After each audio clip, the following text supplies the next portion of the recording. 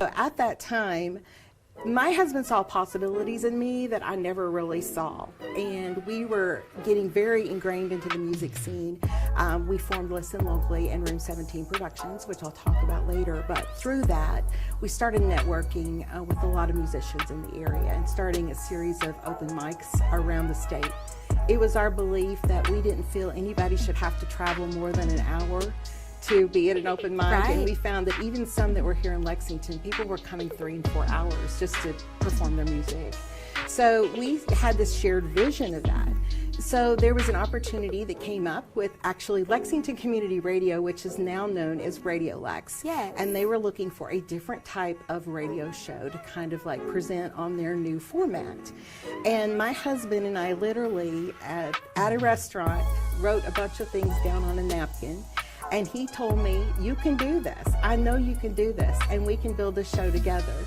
We came up with the idea of Overtones because that's a musical term, but what we do on the show is we not only present music, but we present the stories of Kentucky. And those are... All right. Welcome to Skrilltown Talk. I'm your host, Mr. Skrilltown himself. And tonight we have the multi-talented, lovely keynote speaker and executive producer, Renee Cobb. Hey! Yes. As I say, round of applause. Round of applause. Yeah, that promo was really, really hot. I like that. That was dope. And I really enjoyed the music in the background. I was kind of grooving the whole time I'm listening to what you had to say. I was listening. But yeah, thanks, Renee, for allowing us to have you on here. I'm excited about the interview. So yeah, we truly appreciate this, especially being on a Saturday in the evening. I know you could be doing better things, but you're here with us. So thank you so much. Thank you so much for having me. Yeah, no problem. So for the listeners and the viewers that don't know who Renee Cobb is, let me give you a short bio on her. She is currently working in concert as a dynamic keynote speaker, consultant, business strategist, executive producer, documentary filmmaker, and radio show podcast host, believing now that all business is show business. Instead of compartmentalizing the disciplines of business, music, and film, she has a passion for creating and integrating the disciplines and experiences in which artists in any field can unleash their full potential. She also engages and connects those on the stage with those in the audience in a way that is both memorable and meaningful. She is the host of the award-winning Overtones live radio show and podcast featuring the music of the Appalachian region and the artists who make it a multi-genre, multi-generational, and multicultural way. She is also the host of Gray Matters podcast, a show on unconscious bias, diversity, and inclusion, and the NPR podcast, The Ricochet Effect, another show that promotes diversity, inclusion, equity, and belonging. She is the host of the TV show Remarkably Purposed, the executive vice president of Dreamland Entertainment Group, and co-owner of Scribe TV Network. And then also she is the co-president and co-owner of Listen Locally, LLC with her husband, Warren. Listen Locally is a consulting, media, and broadcasting group. And she also is a keynote speaker and thought leader on topics of inclusion leadership, leadership development, unconscious bias, team development, work-life balance, mission statement writing, and creating a sense of belonging in the workplace. And just a couple of highlights that I will mention about Renee. She's the Next Star Media Group Remarkable Woman of the Year for Kentucky 2023, Alliance for Women in Media, the Gracie Awards, Best Producer for Radio Shows, Overtones Live, winner of the Stevie Awards, Women in Business, Female Executive of the Year for Nonprofit Organization, bronze winner in 2023, and the list goes on and on and on. Oh yeah, and at the bottom, I gotta do the winner of the Josie Music Awards, for 2022 and 2023. So yeah, you have done a lot and you are doing a lot, and I commend you for that. Well, thank you so much. It is an honor to be working in concert, as we say, with all of those recognition groups and all of the people that we are the beneficiaries of basically spending Mhm. time with them, because they teach us more than we could ever do for them. So we're so appreciative of everybody for partnering with us on all of those efforts. Well, and I will want to thank you in advance for being a part of the podcast series, Women in Entertainment. You most definitely are that. I'm impressed just by reading all that. So I'm going to play a clip of a little bit to explain what all she does, and then we're going to get into it. So check it out. Okay, let's do it. President of Professional Development and Principal Consulting Partner at Ascension Worldwide. Today, we are very pleased to present to you Unconscious Bias Awareness. This is just the start of a larger journey that you will take at your organization, and a longer path per se. And I am so happy that for this part of the journey, I will be your tour guide. So a little bit about me. I'm Renee Cobb. I have 30 years of experience in diversity, equity, and inclusion consulting experience in the governmental, industrial distribution, institutional, educational, corporate, and healthcare sectors. I also produce and host 3 radio shows and podcasts that are broadcast throughout the state of Kentucky and also across the globe. I am also the project manager of several oral history projects, which is a passion project of mine at the University of Kentucky.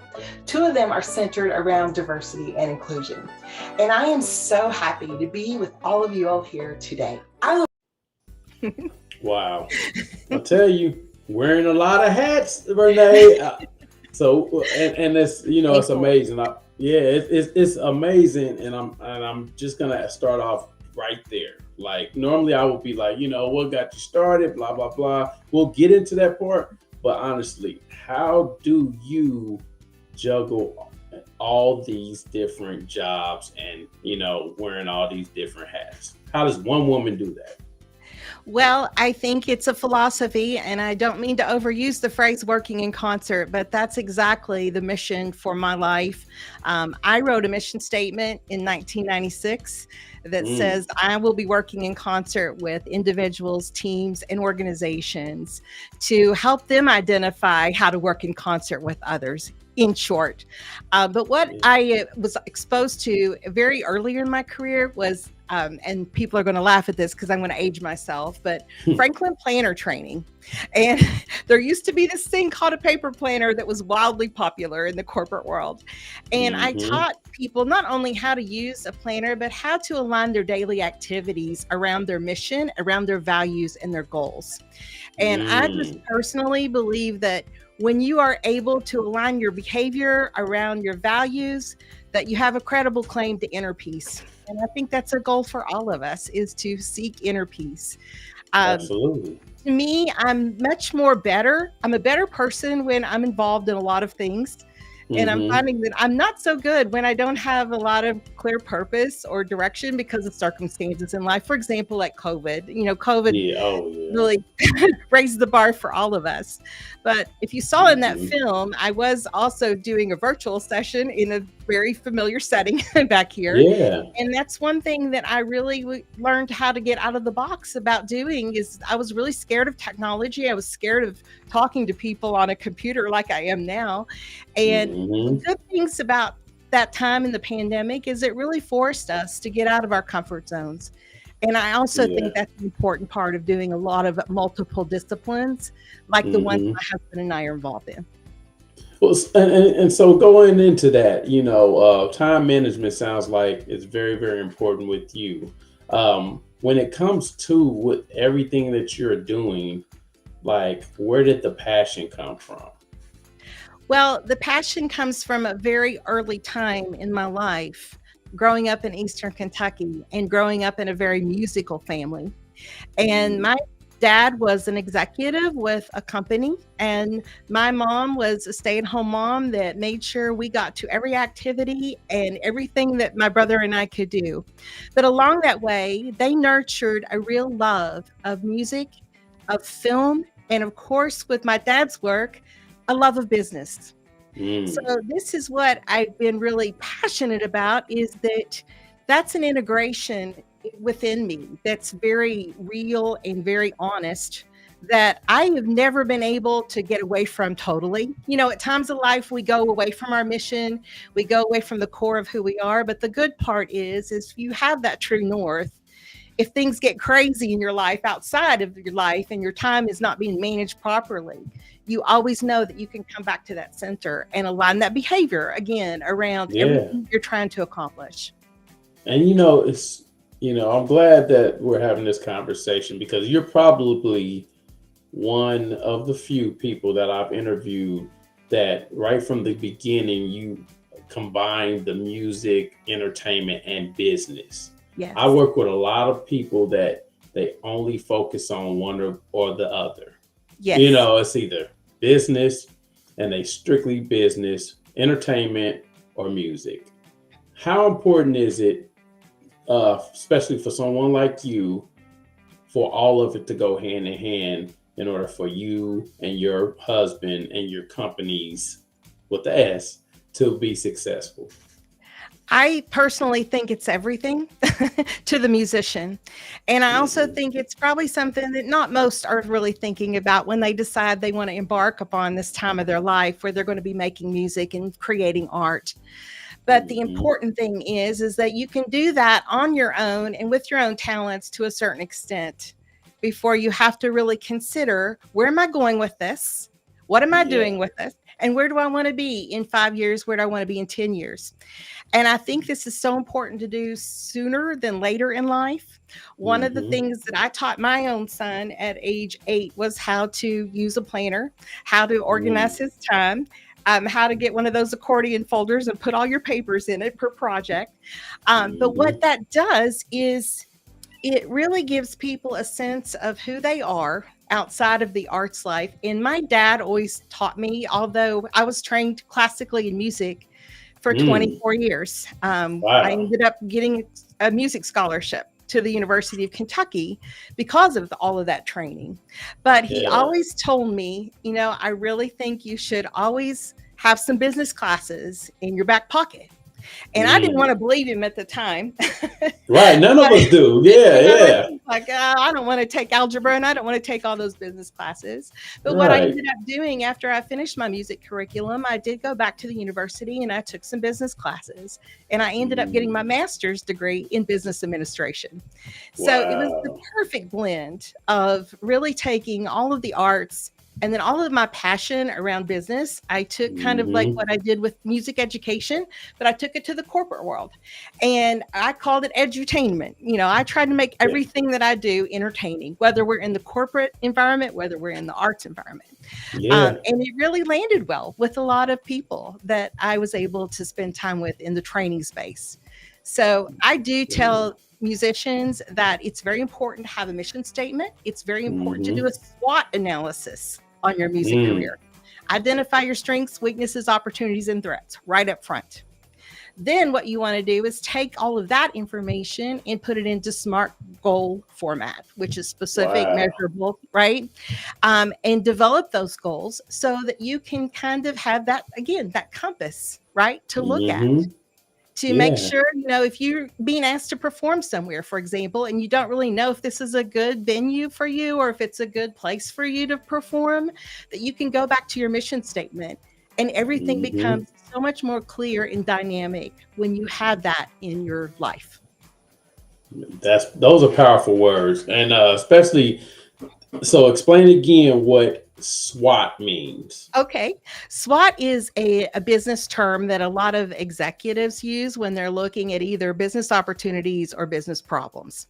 And, if you're trying to solve a problem or if you're looking at a new opportunity that may be out there. And I just thought, gosh, if the musician could think in those terms too, wouldn't we all be so much better off?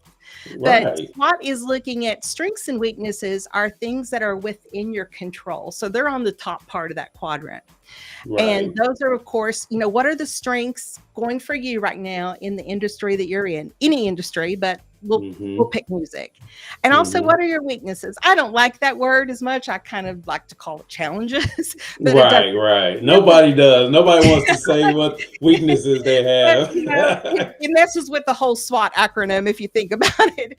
So the Hmm. opportunities and threats are on the bottom part of the four quadrants, and those are things that are external to your control.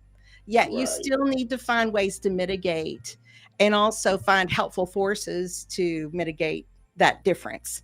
So you might Mm, want to look at, like, the opportunities may be things that are 3 to 5 years down the road, and also what's going on in your industry right now that could possibly be a threat. For yeah, example, COVID happened. That was definitely something outside of our control and also a threat absolutely. to our music Yeah. careers, all of our careers, really. So I Hmm. really think when we start thinking in terms like that, we're much more strategic about Yeah. the course of our art, and we don't waste a lot of time just Hmm. saying yes to everything. Yeah. And it just makes you a whole lot more solid of an artist and a performer. Yeah, that's why. And going into what you said about COVID, um, one thing I had to learn because I was just like you. I just got back into the business after having a 15-year or between 13 and 15-year hiatus. Everything had changed, and like you said, boom, COVID hit. Didn't really know anything about the virtual world. Had to learn real quick. So, Yes. with someone like you, and just in general, what are you teaching the people that you're consulting with about continued education, always educating themselves? Mhm. Well, the value is to be able to flex and pivot and adapt. One of the Mm, things I like to explain to people is once a paradigm or a dynamic in society shifts, everyone goes back to zero. yeah, It's like your past success really means nothing as far as you going forward. Now, you mm, can take things from your past success, and what you have to do is figure out how to flex and how to adapt to what you're going to be doing in the future, which we all had to do. I don't yeah, really care what space we were in career wise, family wise, or whatever. We all had to pivot, flex, and adapt. And I just used the example that my husband and I used is, we were doing the show at the time, the radio show, hmm, in a very small studio. Well, we couldn't even do that when it first happened. So we yep, started repurposing some of our material that we had in hmm, past, making very theme related shows and taking what we had done in the previous 100 episodes and mm, just rebranding it and repurposing it just for the time being. And then when wow, we got out to have the permission, I don't know if it was this way in Kansas City, but we were given hmm, permission, I think in about the fall time frame, that we could be in a place as long as there was yep, only 25% capacity. yep, So hmm, we adapted and we moved our show to the live format that we all get to enjoy and see today. And that's a yeah, direct result of something that happened that was really challenging to us, right, and it was successful. We were able to put the show live on and on the radio, on the air. We had a lot of video coming out of that, and that really hmm, started a path for a lot of people in a lot of different ways to having yeah, video production for their career available, having hmm, audio, having a way to get on the radio when there wasn't any opportunity to perform out in a venue. wow. Well, and this show right here would never had happened had COVID not hit. Because I was in studio too. I had a Yes. radio show in studio that was live, and as soon as COVID hit, the doors shut. Yeah. So I always tell people COVID was like a gift and a curse. Yes. Unfortunate situations for some, but then there were great situations for others. So tell us a little bit about some of the accomplishments that you've had since COVID. I'm looking here and I see First Things First is the Overtones live radio show. Tell us a little bit about that. Yes, Overtones Live is a live performance, and sometimes it's an in studio basically show. We have an interview format, and we also have the live performance version. The live performance version of that plays out in a variety of venues that we have been so blessed with. Venue owners opening their doors to allow us to record on their beautiful stages. And where we thought initially this might just be one place that we do this, we've enjoyed showcasing about 5 to 6 venues over the course of this time. And every artist shines in a different way on different stages. You've always heard that term, same stage, different actors. Right. Same actors with us. But we're currently now having the live version in Nashville, Tennessee, and we've been doing an on the road edition of the show, which showcases Kentucky artists that actually live in Nashville and are living and working in Nashville. So that's been really fun for us to visit on some of the people that were on our show very early when they were living in Kentucky, and now here they are in Nashville. Right. And we've been able to produce up to 250 of those shows now currently. We've been able to pivot those to the Scribe TV network, which is a network that my husband and I, along with Jonathan Goodwin of the Goodwin Brothers, own. And we've been able to put this music on a platform that is free, accessible to all around the world in 33 countries. So that's been the essence of Overtones. What have we done in the studio is have kind of themes around those shows where we brought in up to 15 musicians to be interviewed in a 1-hour show. And my husband engages what's called a platoon system. Down in the hall, and he's moving 5 people in at a time, and we are just like in my time management, by the way, going on live radio, right? It just chop. But we've also been able to showcase the nominees of the Josie Music Awards, and that's the season that we're in right now, is to be able to showcase from what I counted, 75 Kentucky nominations for the Josie Music Awards coming up this fall. So that's in turn been another way to work in concert with artists that have never met each other. And it's so fun to see that happen, and so fun, as you can see, we take lots of pictures and we have a lot of fun with that. It looks like it, and that's an amazing opportunity, especially being that Kentucky, because you're showcasing your state. You're representing, you're like the best representation, not only for Kentucky, but for Nashville as well. And so what made you guys pick Nashville as a platform state? City. I think it was the next natural progression, right? From I think we're in our 8th year of doing this now. And I just want to point out that this concept started on the back of a napkin in a restaurant, like a lot of businesses are started. And my husband had this vision. And also, I'd never done radio. But we had this vision that we wanted to do something different. And we were asked to come up with a concept that would talk about not only musicians, but also what is their story. For example, some of these musicians are working in another career, and that's a show all in itself, right? Exactly. How do you become something at night and something by day? So Overtones, of course, is the story over all of the songs that are written. So that is basically where the concept started, and we just gained a lot of more confidence each and every year to where it is now nationally and internationally recognized by some of the award shows that you've mentioned. That's amazing. It probably is a good time to present the fact that what people see right now looks like a lot of quick success. And we're here to tell you it was not that way at all. If a lot of people are familiar with Susan Lucci, who was on the daytime soap opera All My Children. There's a story about Erica Kane. The awards, right? She got nominated 19 times for the Emmy Awards before she actually won. So we were called by many the Susan Lucci's of the Kentucky world because we were nominated for 7 years, and we were happy. We were always happy to be nominated, but we never dreamed in our wildest dreams that we would ever really win anything.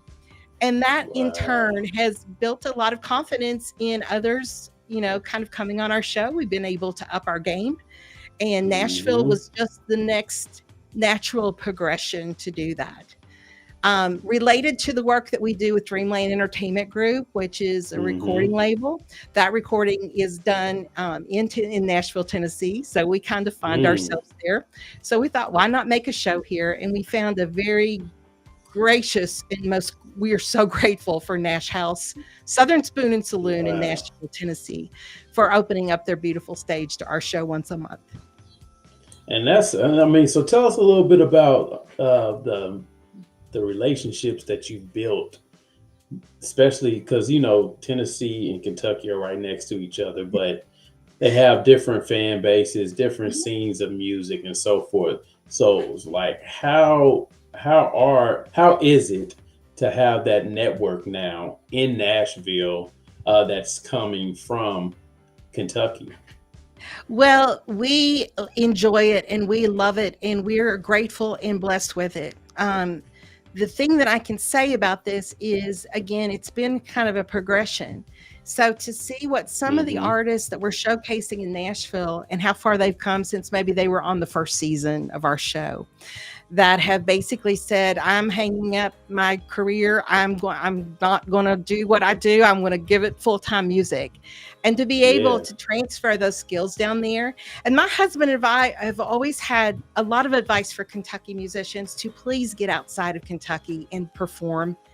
And we love to go outside of Kentucky and then watch how audiences react to Kentucky music. And we don't get to do that if we're sitting in our little bubble, right? And then these people are playing often, almost every day of the week here. There's a whole new audience out there for you if you just get outside of your comfort zone. So this has been wonderful. And they in turn have networked us with some people that we need to have on the show as well. So that's been a really, really beautiful synergy.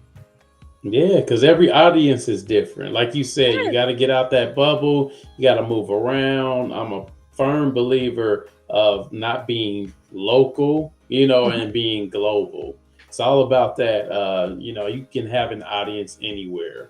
So lastly, I would ask, tell us a little bit about what's to come for Overtones. Let me look out. I want to make sure I get them all for Great Matters, for what else I got here? Scribe TV, for Dreamland Entertainment, and Listen Locally in the upcoming months and in 2025. Well, great. Thank you for asking that. Again, this takes a lot of project management, right? And a lot of daily alignment. And also to have the visionary thinking of someone like Jonathan Goodwin and Warren Cobb to work with. The three of us we just work really well together. And one of the, like I said, visions we have for all of those is, you mentioned we listen locally, but we want to think globally. Right? Exactly. So how do we, close that gap, right? Or how do we create the space within that gap?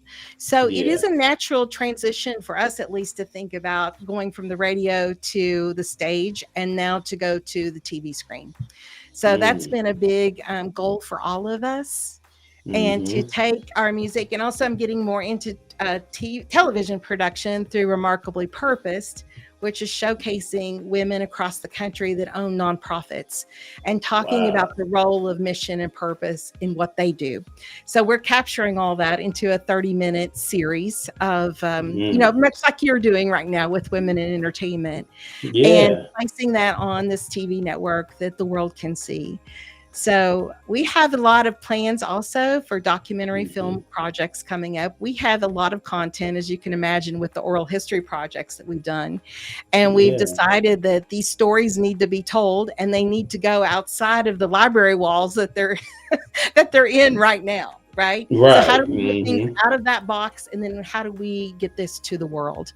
And again, we've got some really compelling stories, about 5 of them I can think of. Some of them are diversity and inclusion related, as well as we have some music stories. And we also have a sports story on tap. Oh, really? Oh, yeah. I'm going to be tuning in. I want to tune in. Make sure. Okay. Well, Renee, lastly, where can our viewers find you online if they want to connect? Well, that's a great question. We are on Facebook, Renee Cobb, also Overtones Live and Listen Locally. We also have Dreamland Entertainment Group on Facebook. We also have them on LinkedIn. Let's see, I'm trying to think of the other things. I am on LinkedIn as Renee Cobb, MED, and I really invite everyone to connect with me. I love to connect with everyone in the business and in the art space.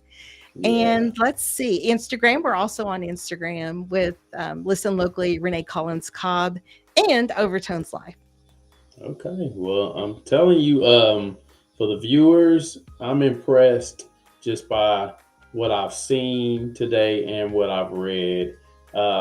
Anyone, especially in that area, should make sure to connect with Renee and her husband. It sounds like y'all are doing some wonderful things out there. And we've already discussed us hooking up either in Cincy or in Kentucky. You know, I wouldn't mind going to one of those Kentucky Wildcat games too. Oh, yes. You know, like, I see that blue that you got on. Yeah, trust me. I'm always. But yeah, thanks again, Renee, for giving us the opportunity. I want to let all the viewers know and you that this will be rebroadcasted on YouTube, Facebook, LinkedIn, and Twitch. So, anything else for the viewers before they leave?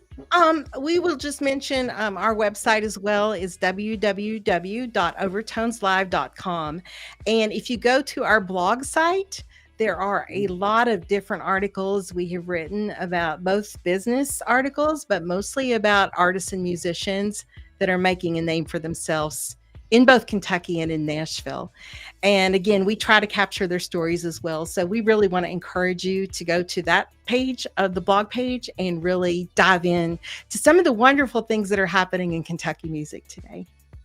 Wow. Yeah. See, and I know a couple of Kentucky artists too. And I'm glad that we had this conversation, because for a while they didn't know where to go, but now they can watch this interview and they'll know where to go. Well, that's what it's all about for us. Thank you so much.